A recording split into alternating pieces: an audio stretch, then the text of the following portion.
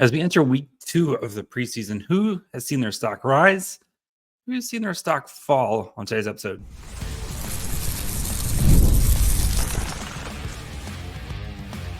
You're Locked On Sharks, your daily podcast on the San Jose Sharks, part of the Locked On Podcast Network, your team every day. Hello, welcome to Locked On Sharks, the premier hockey podcast covering your favorite team in the Bay Area. My name is JD Young, caretaker at the Reef, also the co-host of Western Conference Tuesdays on the Locked On NHL channel. I want to thank you for making Locked On Sharks your first listen, probably part of the Locked On Network. We cover your team every day. If you want to be an everydayer, all you have to do is just follow wherever you get podcasts, or you can watch on YouTube as well. And today we're going to do a nice little stock up, stock down on some players. Look at players whose stock I think have risen since kind of the beginning of since the offseason, beginning of training camp, and players maybe you've seen their stock take a little bit of a hit here. So before we get to all that, do want to let you guys know that today's episode is brought to you by FanDuel. Place your first $5 bet and get started with $200 in bonus bets guaranteed. Visit FanDuel.com to get started. All right. Stock up, stock down. Very easy.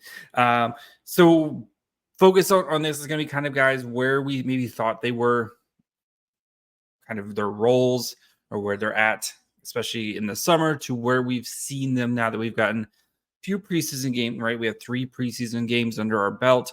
We got another run of preseason games this week as we gear up towards the regular season. So wanted to see whose stock maybe we were a little low on, whose stock maybe we were a little high on. So we're going to look at all 3 position groups: forwards, defensemen, and goalies. And I think you have to start in the forward group with Tyler Toffoli. I don't think I myself realized how important Tyler Toffoli is going to be to the San Jose Sharks in the 2024-2025 season, right? We knew he was brought in to be, kind of help guide along Macklin Celebrini, give Macklin Celebrini an NHL caliber player on his wing. Tyler Toffoli, looks like he might lead the team in goals this season. I think he's going to be a massive, massive part to the Sharks. And we saw practice right now. They're starting to kind of condense the practice groups, right, as we got some more cuts. Happened on Friday. Some got more kind of Barracuda guys got sent down to the Barracuda. They're starting to kind of condense these lines here. And you're seeing that 70s show line put together, right? With Eklund, Celebrini, and Toffoli put together. Toffoli is going to be in a position to score a lot of goals, especially if Celebrini and Eklund both play with him. Celebrini, we've already seen that chemistry between Celebrini and Toffoli. We know Eklund and his playmaking and his ability to create space and his passing. Celebrini I don't know if I'm looking right now I don't know what the over-under is on his goals for this season, but if it's 30, 35, 30, I feel I would take the over on that, because I think he's going to be the guy who scores a lot of goals for the Sharks this season. So I think Toffoli's stock might have been too low on him. I thought he was going to be a really important piece. I thought, walking 25 said it all summer, right? Walking 25 to 30 goals. I think he's going to be kind of the primary trigger man on the power play, at least when it comes to kind of working to get an open shot. And I just think playing with Eklund, and if he plays with Eklund and Celebrini this year, he's going to score a lot of goals, because those 2 young guys know how to those 2 young guys, and the way they kind of control the puck and they find open guys. And Toffoli and his crafty veteranness of just finding quiet ice and being able to slam home puck. I think Toffoli is going to score a ton of goals. Another guy whose stock is way up, Danil Gushchin. Speaking about goal scorers, Gushchin has had himself a remarkable preseason. And tomorrow I'm going to try to kind of put together a roster who I think makes the team right now and who I doesn't, as we kind of head into these next group of preseason games. But Gushchin, every time he's on the ice, he produces, he scores. But just seeing him be more of a factor in all three zones, that's always going to be the thing with him, right? Especially because he's a smaller player. Is if you're not producing goals, what else can you do for me? And I really think that he is you're starting to see some of that come together for Danil Gushchin of like, okay, I can, hold my own in the defensive zone. I can start to, kind of create in the neutral zone, and I can, definitely score in the offensive zone. And I think for Gushchin, like, he was kind of an actor. I just penciled him in to start with the Barracuda this year, and then probably get a call up at some point. Like, I don't know, man. It's hard for me to envision him not making the team out of the season, like to start the season. So, yeah, I think he is well on his way to playing NHL games and playing them to start the season, especially if he continues to play the way that he is playing right now. So, yeah, I think Danil Gushchin's stock way up on Gushchin right now. So, I had my conversation with Nick Nollenberger last week, and I said he's going to lead the Barracuda on goals. I don't know if that's going to happen because, yeah, I think he's just going to spend more time in the NHL this year just because he's good. So the Danil Gushchin breakout season is finally happening. So, other guys, I just want to quickly shout out here, stock up wise. Ty Dellandrea and Carl Grundström. I think both guys have performed really well to start the preseason. Dellandrea also showing some versatility playing center. I thought he played really well in that position in the last preseason game. Those guys are kind of fighting for that same spot, and they both are playing really, really well to start the season. And that bottom six is going to it is a dogfight to make the team on that bottom six. So not looking forward to trying to put together that bottom six. So, and then of course, stock down. I think you have to start with Quentin Musty, who I know, again, 19 years old, trying to make the team right now. Just it's the consistency with him, right? And that's going to be the thing with him is right now is as a 19-year-old kid is kind of right. Feels like every time he makes a good play, then he makes a bad play. And if I'm making my roster right now, I think it's really hard to kind of justify having him on the team right now, which is okay. Again, like if he doesn't make the team, it's not the end of the world. And even if he does make the team, right, he was most likely just going to kind of play his 9 games before heading back to Sudbury and playing the rest of the season in the OHL. Just as a reminder, he is not eligible to play on the Barracuda this season. So I already have people just like comments and stuff. Put him in the Barracuda. He is not eligible to play on the Barracuda this year. So not old enough because of the CHL NHL agreement. It's either NHL or CHL for him. So, but yeah, I think he is going to have to go back to the OHL and continue to iron out some of his things that he needs to work on, which is okay, right? And then next year, Barracuda, NHL Barracuda, like probably 50-50 if I had to guess between the two. So for Musty, and that's okay, guys. But yeah, I was hoping to kind of see, like we saw a lot of the scoring flashes, especially against his peers with the rookie faceoff. But as the competition has gotten better, playing in the preseason here against actual NHL players or AHL quality players, you're seeing, like some of the stuff that he could get away with at juniors, not being able to kind of get away with that here as well. So I'm slightly stocked down on Musty. It's not the end of the world, right? We knew it was going to be a fight for him to make the opening night roster and to stick around, but just, he still has a couple preseason games. Maybe he puts together a good week here and kind of continues that fight. So, but yeah, I think though from the forwards, right, Toffoli, I might have been too low on his importance. He might he's going to have a huge role with the Sharks this year. And like I said, I think he's going to be a massive scoring. Love what I've seen from Gushchin. Love what I've seen from Dellandrea. Love what I've seen from Grundström. And then Musty, there's just a consistency issue right now. So we'll look at the blue line, and then we'll talk about the goalies here in a little bit. So get to that here in just 1 second. If you want to go catch an NHL game, NFL game, you've got baseball playoffs right around the corner. NBA also coming here soon. You need to check out Game Time. Game Time is a new pick called Game Time Picks that makes getting tickets for your favorite live events even easier.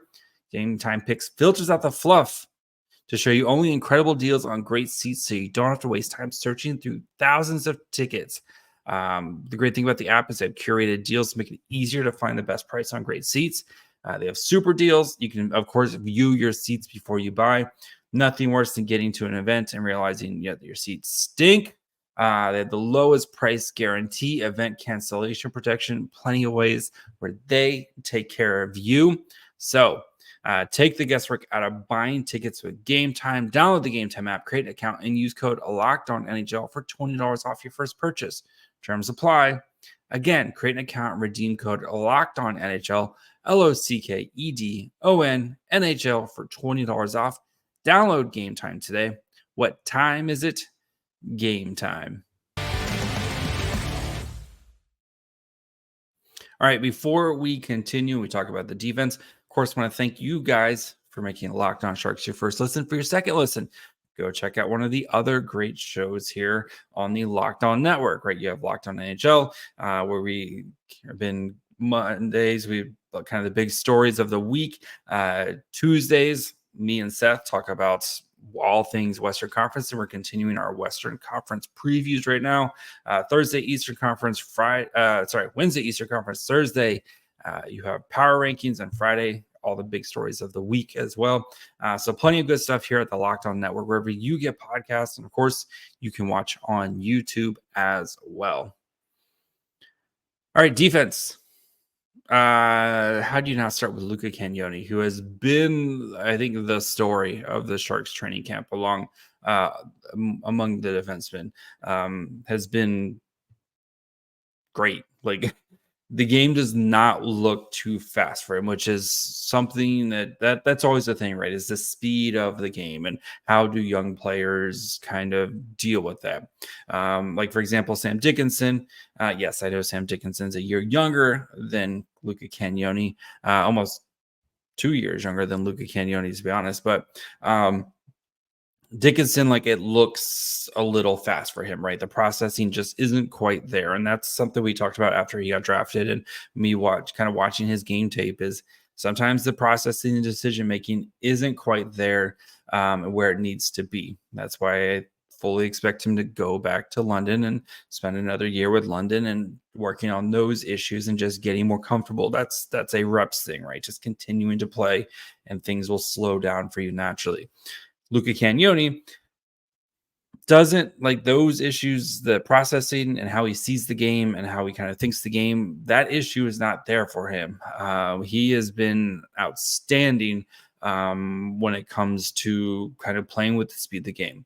He needs to continue to work on, like Ryan Warsofsky said, he needs to continue to work on his positioning, and that is going to be how he makes it in the NHL. Is right. He's never going to overpower guys. It's all for him is going to be about positioning, stick positioning, using his leverage to his advantage, and that's why I think he does start the season playing with a Barracuda. But like I said, he is going to be playing NHL games this year because he's going to earn those NHL games this year.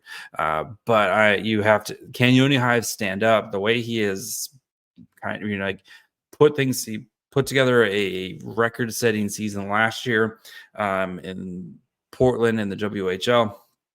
And he's been backing it up so far in training camp. For, again, someone who's not the biggest guy in the world, uses his size to his advantage, but you can't teach what he does in the offensive zone. So you have to be super excited about Cagnoni. And I still think it's really hard for me to envision him making the NHL out of training camp, just because of, I think, the names in front of him. And we'll see. And Shakir Mukhamadullin and Vlasic are both expected to get back on the ice this week. This is via Shang. From Brian Warsofsky.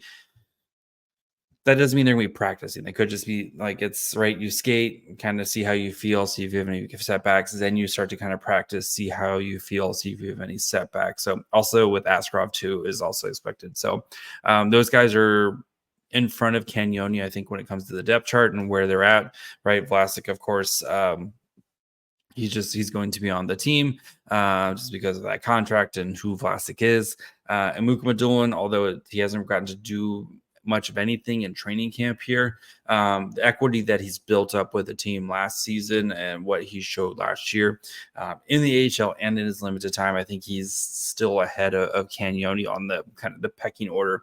That doesn't include some of the other guys like Jack Thompson, who I think's had a really solid training camp, and then you have some of the guys that they also brought in, like Lucas Carlson and Jimmy Schultz, who are kind of, again, I think right now above the pecking order at the moment, but that doesn't mean Luca Cagnoni isn't going to kind of be working his way up here really soon. So I think I also want to shout out Jake Wallman. He's going to be a huge part of what the Sharks are going to do this season.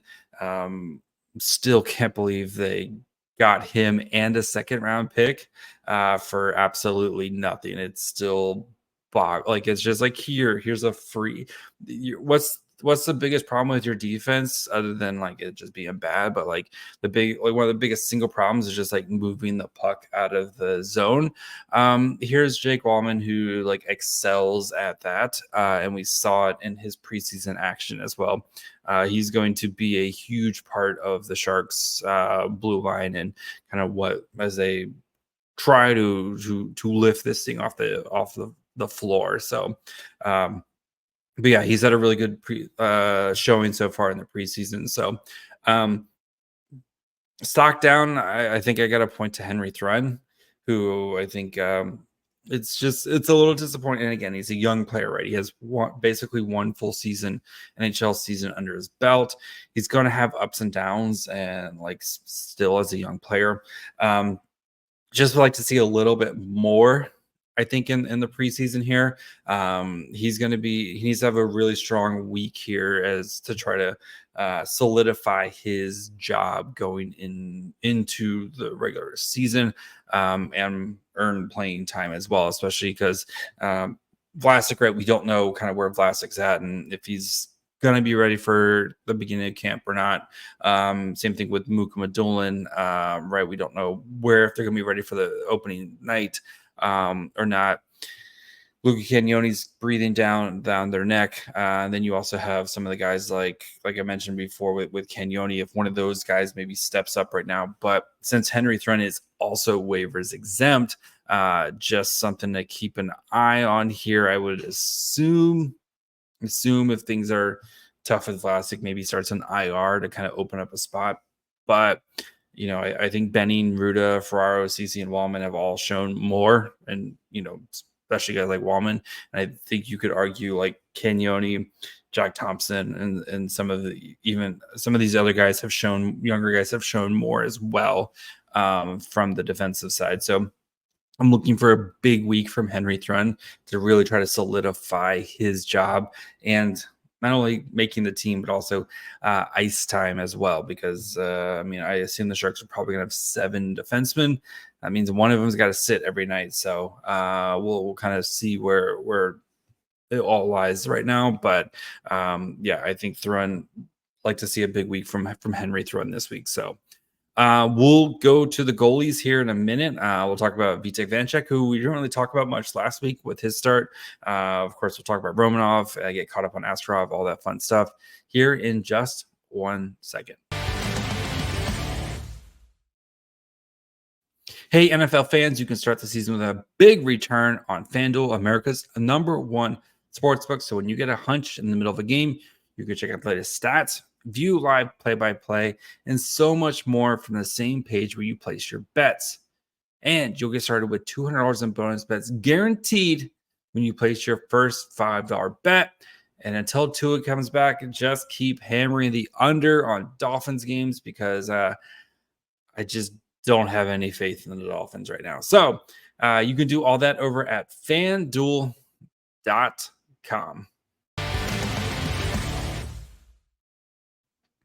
All right, let's move to the crease. So Vitek Vanecek, I think big stock up from him. So he only got a half a game so far. I expect that to this week. I expect we see more Blackwood and we see more Vitek Vanecek as they start to kind of ramp up for the actual games here. But Vitek Vanecek, I thought I totally skipped on him the other night when he played, but I thought he performed really, really well overall in that game. So against the Ducks, that was the 4-3 game that they lost on the 24th. Vitek Vanecek in that game. Again, played about half the game because of they're trying to get some of the other guys in. He made 11 saves on 12 shots, gave up 1 goal, had a .917 save percentage, went 2 for 3 on the high danger saves there, 3 for 3 on mid danger, and 6 for 6 on low danger saves. I know we're kind of leaning on Mackenzie Black, or most of us are just kind of thinking Mackenzie Blackwood is going to continue to be the guy. And if the Sharks want to re-sign either Vitek Vanecek or Mackenzie Blackwood, I think a lot of us are just kind of penciling in Blackwood because of what he did last season. Vitek Vanecek, before he got hurt, he has shown times of being a very good goalie. And if he can continue to be a very good goalie again, the Sharks goalie depth chart isn't going to be the worst thing in the world here, especially if Mackenzie Blackwood plays the way he played last year, Vitek Vanecek, and then if Askarov gets on the ice here soon, but if Askarov does Askarov things and continues his growth and development, Vanecek and Blackwood, neither one of those guys want to give up their job to Askarov here, right? Nobody wants to lose their job, but so it's going to be very competitive between Blackwood and Vanecek on kind of who's the guy that has to give up their spot to the young Russian goalie. But I thought Vanecek, especially not playing for so long, I thought he looked really, really good on Tuesday night, and that's good things to see. Didn't show a lot of rust there in that game. I was really impressed with just kind of the way he plays and stuff. So I think Vanecek is ready, at least in line to have a kind of a bounce back season, kind of compared to where he was a couple of years ago, especially when he was at the Capitals, and he kind of looked like the guy for the Capitals for a little bit. So Romanov, I think too, we talked about last week as well, but I think Romanov he's the growth and what we've seen from him since he got here. It's been a year and he's grown and developed and looks like a dude. Again, I don't think he's going to be a legitimate NHL starter, but if he's your third, if he's the organization's third goalie and you need him to come in and play, 5, 6, 7 games a year because of injuries or whatever, if you just kind of need a guy like that, or if you want a really gut quality player in the AHL, I don't see why Romanov can't be that guy. I remember I was talking to our good friend Liz last year when Corona and Romanov, and she was on the Romanov train since beginning. She's like, nope, this is the guy. He's just got something to him, that he works hard. He is all about his craft. She was very much on Romanov from day one with him, because I thought it was going to be kind of Corona taking that third spot, and she's like, nope, it's going to be Romanov. That he's just works too hard, and there's something there with him. So I think Romanov is like we talked about last week, prime to have a big season. I know with Askarov, we were very, very excited, and you should still be excited about Askarov. But I think Romanov, he's going to play a fair amount of games on the Barracuda, especially if Askarov is called up to the NHL. I think Romanov takes the job as when Askarov is gone. Romanov is in charge of the house while Askarov is gone, and then you have Aaron Dell as kind of the third goalie in that group to kind of provide some relief and just be an adult, et cetera, et cetera. But I'm really excited. I think stock way up on Romanov, and then Askarov, like we mentioned, right?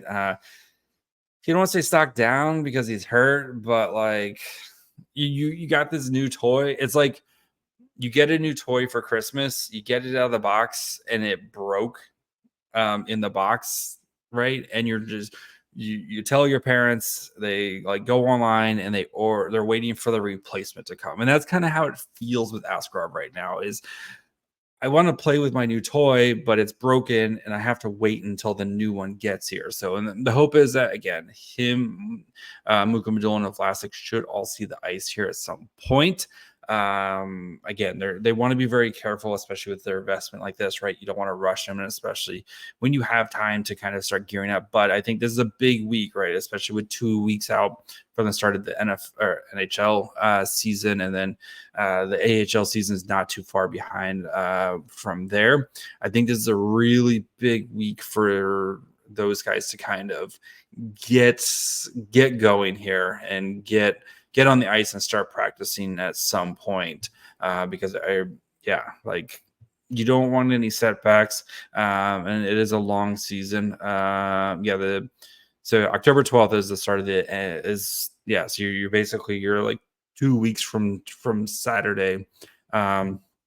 Would be, you want to start to see these guys sooner, like getting into practice sooner rather than later. That way they can start gearing up for games again. So I want my toy. I'm waiting for my toy to come from my replacement toy. So that's going to be it for me today. Stock up on this podcast as we continue to roll towards the regular season. So we have plenty of preseason games coming up this week. I know they play Tuesday. I'm pulling up the schedule right now. They play Tuesday against Utah. So that'll be, and then we got Friday against the Ducks. Saturday against the Golden Knights. That one is in that one. So they're Utah and Ducks are at home. Saturday's game is in Vegas on the 5th. And then we get kind of this, we'll see cut downs that Sunday and kind of get our opening night roster from there. So plenty of good stuff here. So like I said, I'll be back tomorrow, kind of try to put together who I think is going to make the team, as we're about a week away from that. We'll get you covered for game on Tuesday. We'll probably do Friday, Saturday. Maybe we'll see. We'll probably do Friday, Saturday podcast or something. And then get you ready for the actual roster here. So that's going to be it for me today. Be back tomorrow. Make sure you follow along wherever you get podcasts. And of course, you can watch on YouTube as well. Follow the show on Twitter, Facebook, and Instagram at Locked On Sharks. Follow me on Twitter at MyFryHole. Till tomorrow. Bye, friends.